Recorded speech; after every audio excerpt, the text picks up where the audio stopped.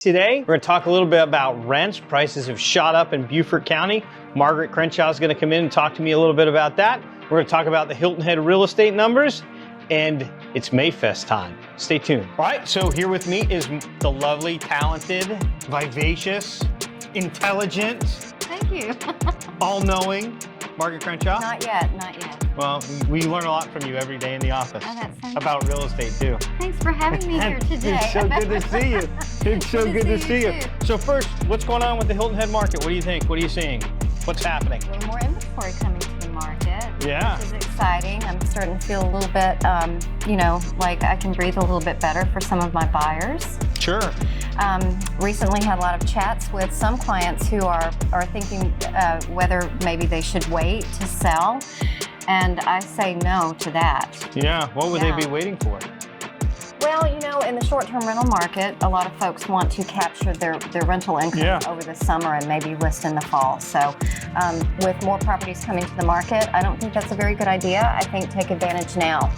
Yeah. Before there's too much competition. Maybe you could negotiate a closing at the end of the summer. Get the best of both worlds. Yes, that's actually what I'm thinking. See, all-knowing.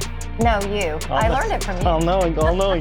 So one thing that I found that's really interesting is if we look at last year, the number of under contracts versus the new inventory that came on, we sold or put under contract more than we listed.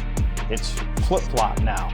Now we're selling less than's coming on the market year to date. I just heard an audible exhale from like 1,200 realtors on the island. Yeah. Did you hear that? Yeah, it's funny. It wasn't a few years ago that we had part of our business plan was to get listing extensions because the property would be on the market 6 months and we'd have to request the seller extend the listing. Now we're not doing that anymore. And we're exhaling that there's more inventory. Things aren't selling right away. What a difference a couple years makes. It really does. Did you see the article in the Washington Post about rental rates going up like over 30% during the pandemic? Yes. What are your thoughts on that? Yes. That news coming out about rent rates going up is not good for us. Yeah. Personally, I can tell you that the current apartment that I lived in prior to purchasing my condo, in 2014, I rented for $950. And I think I was given a $50 per month discount because of being Margaret? I don't know, whatever. And, over the 7.5 years that I lived there, my rate went up, as it should, normally. And at $1,295, or basically $1,300 last year, it was raised to $1,600. Wow. On January 1st of this year. And then, of course, I've moved out, and the current renter who replaced me is paying $1,900. Wow. So it's basically since 2014 in my little apartment has gone up 50%. Yeah. So I just wanted to tell you a little anecdote though about how I tried to help my landlord find a replacement for me because they don't live here, and I'm a longtime island resident, so they thought it would be helpful for me to help vet someone coming in. And with my connections of everybody that I know, I had a lot of interest in the apartment, particularly from the food and beverage, hospitality industry, of folks that I know who need places to live. And at whatever point, we decided to list it also on Zillow so we could have a broader base of applicants. So this is a twofold story. Number one, if you're going to put your property for rent on Zillow, get ready for the phone calls. They didn't stop, 24/7, calls, emails. And then for anybody potentially needing to find a place to rent, if you're looking at Zillow, don't write an email or send in an application without calling the phone number. It is very important because of such high demand and with so many people sending emails and filling out applications, the voicemail or the personal touch of making that phone call is going to put you on top of the list of candidates to find a rental property. The article was saying that this is just the beginning. That they've gone up 30%, but they're going to continue to go up because the impact of like property taxes going up significantly because property values supply have gone up. chain. Yeah, all of the Everything for the owner is more expensive, and that cost gets passed along to the renter. And I think what I understood from this article is that there's a lag. So where things started, the pressure was on in the for sale market. The lag, it was kind of been a year, and now boom, it hit the rental. Why do you think it's affected Beaufort County so strongly and not other parts of the country? I mean, there are other parts of the country that have been affected significantly, like Beaufort County. But why do you think Beaufort County? Well, I think what I understand from the articles, and probably what I understand from being a resident of Hilton Head all these years, is that the Sun Belt, so any of the areas in Florida and up through North Carolina, this area of the world is where everybody wants to live now that they can work remotely. Why freeze in Chicago if you can work remotely and be by the beach? Yeah. So now that the pandemic's over, though, that's probably going to change. People aren't going to want to stay here, are they? You're a rookie. Yeah. So yeah, I mean, nothing's going to change, right? Like this. Nothing's going to change. This is actually just the beginning. Yeah, I agree with you. So this new way to work has made places like Hilton Head Island, where Hilton Head Island 5 years ago would be a tough place to earn a really great living because the industry options were limited. Exactly. Right, but now this work remote has made a place like Hilton Head Island really popular. Last question I have for you, okay? So the article talks a lot about people coming from other areas, right, to here. What about the fact that, like, somebody coming from San Francisco or Chicago, right? Isn't our cost of living still way less than what they experienced back there?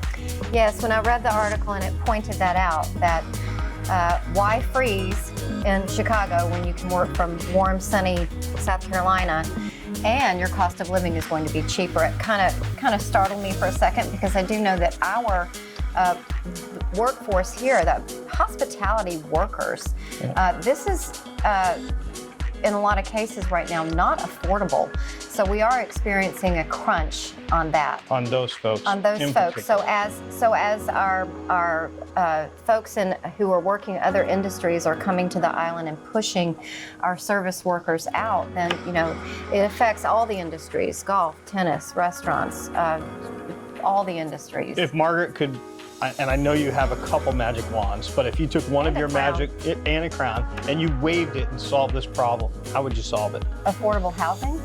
The island, of course, is only as big as it is, so we can't make more dirt to build on, but potentially the surrounding areas, more housing. More housing and better transportation if we're going to move more people off the island too, right? Very good point.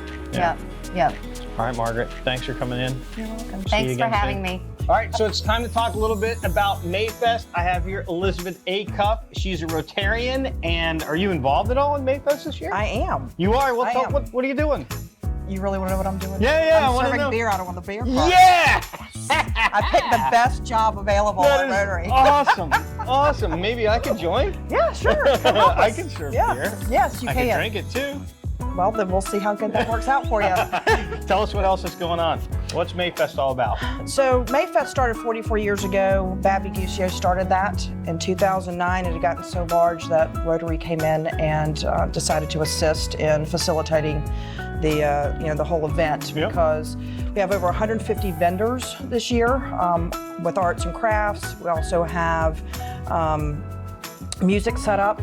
Different music artists are set up, singles that'll be throughout, and then we've got food stations and things for kids. An ugly dog contest? There is an ugly dog contest. That's epic. It is. That's epic. So it's something they started a while back, but it's one of the biggest draws for Bluffton, because as we all know, all the furry friends are part of our families there. So welcoming all of town of Bluffton. So. There's no such thing as an ugly dog. They're all so cute. They're so ugly, they're cute. That's right. What do people need to know about Mayfest? Get there early. What are the hours? What should they bring? So Mayfest starts at 10 a.m. to 5 p.m. It's always, every year, it's the Saturday before Mother's Day. So, there are places to sit, places to eat, and there will be hand sanitizing stations and things throughout. Also, water facilities for your dogs. So you don't really have to bring anything, just wear comfortable shoes and just enjoy being around the town of Bluffton. And come see you for a beer. Come see me for a beer. All right, deal. Thanks for coming in. Thanks. See ya. All right, now it's time for the mailbag. J.K. Breton asks a follow-up question to my wonderful idea about tunnels instead of bridges. Would eliminating the first few traffic lights onto the island with some sort of overpass solve the delay? I'm not a traffic specialist. I don't know. I know right now it kind of sucks. I'd love to see them do something that would move the traffic along. It's crazy to me. If we're gonna have a bunch of lanes, why can't we shift the lane back and forth? Somebody will probably tell me a really good reason why we can't do that. But like in the morning, we need more people, more ability, more bandwidth for people to come on the island. And in the afternoon, almost nobody's coming on the island, and we need more bandwidth to get people off.